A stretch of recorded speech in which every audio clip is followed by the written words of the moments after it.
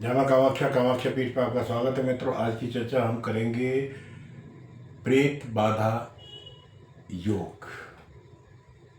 जी हाँ, आज हम बात कर रहे हैं जन्म कुंडली में किन ग्रहों के योग के कारण जातक की जन्म कुंडली में प्रेत बाधा योग बनता है। यदि हमारे जीवन में बार बार हमारे कार्यों में रुकावटें आ रही है, बनते बनते कार्य बिगड़ रहे हैं, या परिवार में कलह अशांति का वातावरण है, परिवार में कोई ना कोई सदस्य बीमारी से पीड़ित रहता है, या बहुत इलाज करने के बाद में उसको स्वास्थ्य लाभ नहीं मिल पा रहा है, घर में बरकत नहीं हो पा रही है, ऐसे ही अनावश्यक खर्चे बढ़ते जा रहे हैं, तो क्या इन सभी का कारण आपकी जन्म कुंडली में बन रहा प्रेत बाधा योग तो नहीं है? आइए इस पे आज हम चर्चा करते हैं कि प्रेत बाधा योग होता क्या है।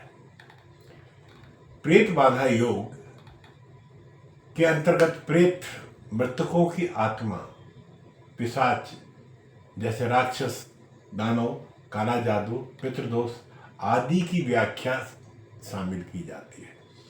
प्रेत बाधा योग की पहचान करने के लिए लग्न, लग्नेश, आरूढ़ और आरूढ़ाधिपति तथा छठे भाव या सश्रेष्ठ मंगल, शनि या केतु से संबंध अवश्य होना चाहिए। और प्रेत बाधा योग की पहचान करने के लिए सबसे पहले मांदी का होता। मांदी की स्थिति के आधार पर हम जातक की जन्म कुंडली के द्वारा प्रेत बाधा की संपूर्ण जानकारी प्राप्त कर सकते हैं। तो आइए मांदी के द्वारा प्रेत बाधा योग के बारे में जानते हैं। प्रेत बाधा योग का संपूर्ण परिचय क्या है? बाधा के स्थान में छठे, आठवें, 12वें भाव में या पूर्व पुण्य को दर्शाने वाले त्रिकोणों में पीड़ित मांदी प्रेत बाधा को दर्शाता है। विभिन्न ग्रहों के साथ मांदी की युक्ति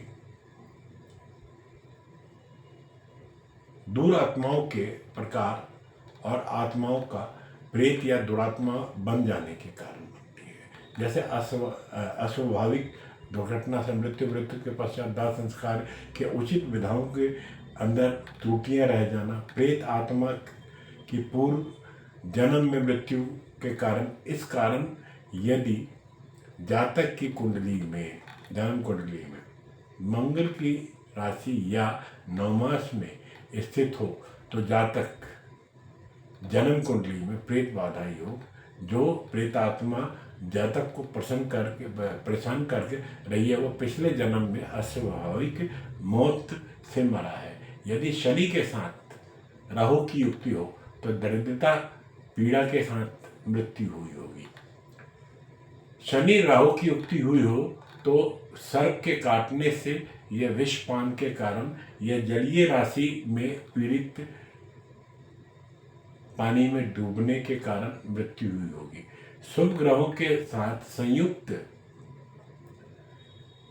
मांदी पिछले जन्म में स्वाभाविक मृत्यु को प्रदान कराता है, जबकि अशुभ ग्रहों के साथ अस्वाभाविक मृत्यु को बताता है। प्रेत आत्मा का लिंग ज्ञान करना। इसी प्रकार से जातक की जन्म कुंडली में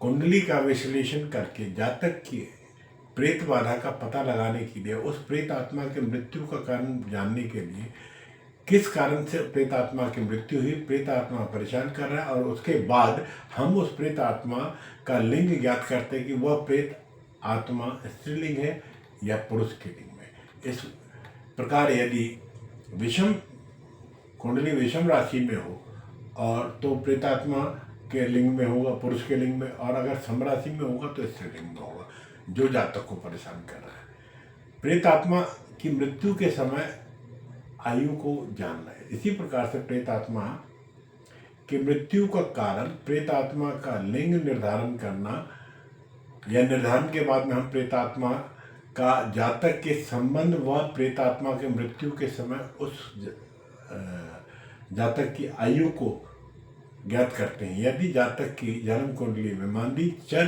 राशि में हो तो वह प्रेत आत्मा जातक को परेशान करे तो वह बहुत पहले मृत्यु को प्राप्त हो चुकी है, और स्थिर राशि में हो तो उस प्रेतात्मा को मरे हुए अधिक समय नहीं हुआ है।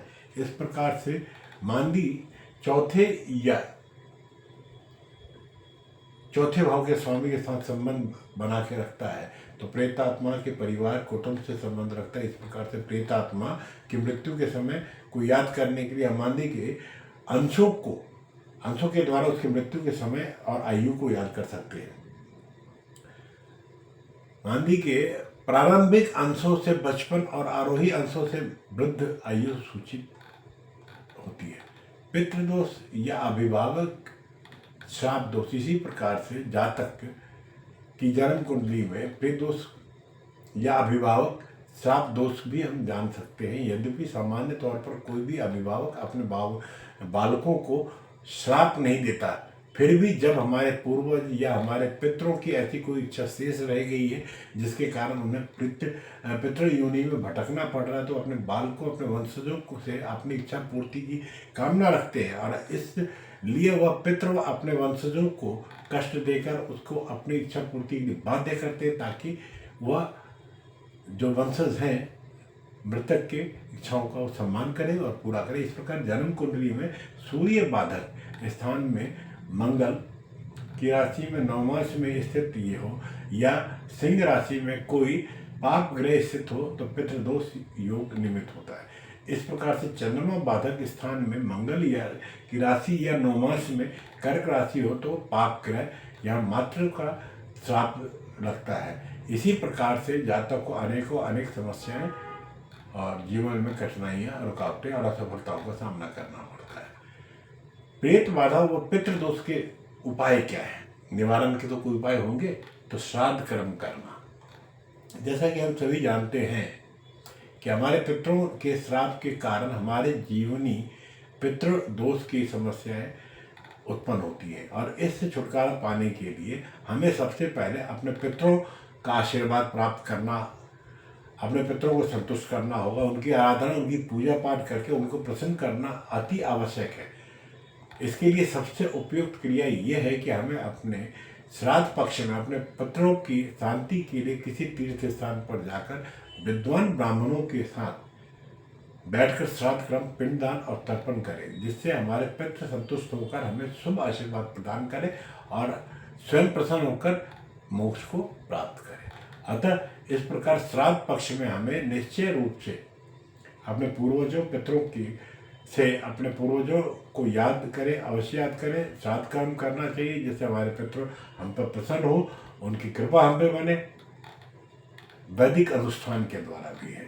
हमें पितृ दोष से निवारण के लिए या प्रेत बाधा के निवारण के लिए घर में वैदिक अनुष्ठान कराना चाहिए, जिसमें नवग्रह शांति अनुष्ठान, मां मृत्युंजय सवालक्ष अनुष्ठान, नवग्रह स्तोत्र अनुपाठ अनुष्ठान, पितृ स्तोत्र पाठ अनुष्ठान, श्री भगवत गीता पाठ अनुष्ठान, सकल बाधा निवारण, पितृ दोष निवारण के लिए श्री भगवत कथा का भी आप अनुष्ठान करवा सकते हैं और करवा के हम सभी प्रकार के प्रेत बाधा पितृ दोषों से छुटकारा पाकर अपने पूर्वजों, अपने इष्टों से, अपने देवताओं की कृपा प्राप्त कर सकते हैं।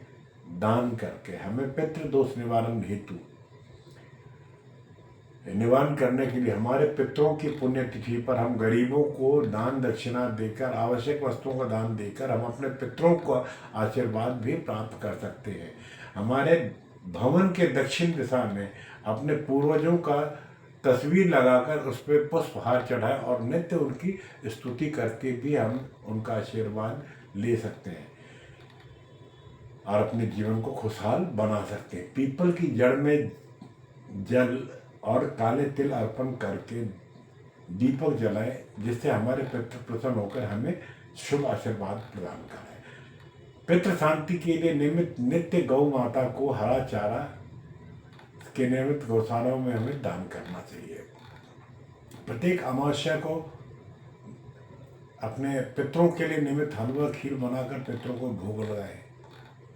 प्रत्येक अमावस्या को अपने भवन के छत पर रात्रि 12 बजे 4 बत्ती वाला तेल का दीपक जलाएं। नित्य पूजा कर्म करने के बाद श्रद्धा के साथ अपने पितरों को भी याद करें, पूर्वजों को भी याद करें और उनसे सुख शांति की प्रार्थना करें। घर पे होने वाले किसी भी उत्सव समारोह शादी विवाह में अपने पितरों को अवश्य याद करें और उनका आशीर्वाद लें। मित्रों, चर्चा बहुत लंबी हो जाएगी। आज की चर्चा को यहाँ विराम देते हुए नए विषय के साथ आपके सम्मुख पुनः उपस्थित होता हूँ। तब तक के लिए जय मां कामाख्या, आपका दिन शुभ हो।